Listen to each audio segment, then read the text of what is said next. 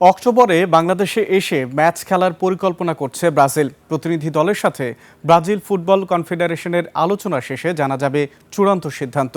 রোববার দুপুরে ঢাকায় আসে ব্রাজিলের 5 সদস্যের প্রতিনিধি দল। এরপর জাতীয় স্টেডিয়ামের মাঠ, ড্রেসিং রুম থেকে শুরু করে সবকিছু পরিদর্শন করেন তারা। সন্ধ্যায় বসুন্ধরা কিংস অ্যারেনাও পরিদর্শন করেন। এরপর বাফুফে সভাপতির সাথে মিটিং করে প্রতিনিধি দল। বাংলাদেশের মাঠ দেখে সন্তুষ্টিও প্রকাশ করে ব্রাজিল কনফেডারেশনের প্রতিনিধিরা। 6 অক্টোবর একটি প্রীতি ম্যাচ খেলার পরিকল্পনা করছেন তারা।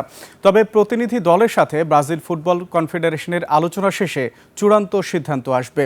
বাফুফে নির্বাহী সদস্য সাখাওয়াত হোসেন ভূঁইয়া শাহীন সাংবাদিকদের বলেন, অর্থ সহায়তা পেলে এই ম্যাচ আয়োজনের জন্য প্রস্তুত তারা। তারাও বলছে যে আমাদের কথাগুলো তারা ওই তাদের দেশে ফুটবল ফেডারেশনের সাথে ব্রাজিল ফুটবল ফেডারেশন তারা ডিসকাস করে তারাও আমাদেরকে একটা রেজাল্ট দিবে। তবে তারা আশাবাদী খেলার জন্য তাদের সমস্যাগুলো তুলে ধরলো, সেটা আমরা অলরেডি কাজ শুরু করছে। আর সব কিছু মিলে একটা পজিটিভ সাইড।